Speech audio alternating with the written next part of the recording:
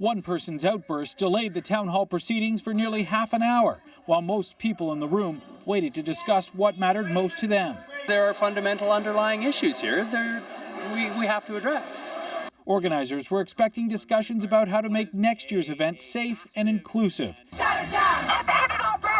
In June, Black Lives Matter Toronto stalled the annual Pride Parade, asking for a list of demands to be met.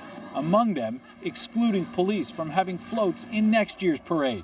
There is no pride in policing, so we're done talking about it. If we are really about creating a festival and a parade and a march that is about celebrating all of our lives, that is about celebrating our humanity, then we don't have police floats. Many at the meeting voiced support for Black Lives Matter. As a disabled queer woman living at the poverty line who may or may not have Indigenous heritage, I know enough to believe my Black brothers and sisters when they say that all is not okay in the land of Oz.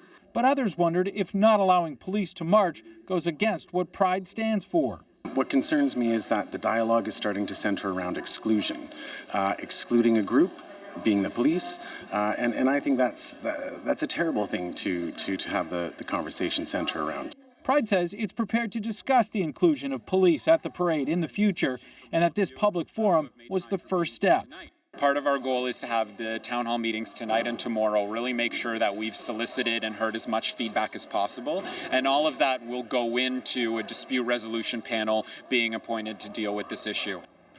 The CBC's Greg Ross reporting in Toronto.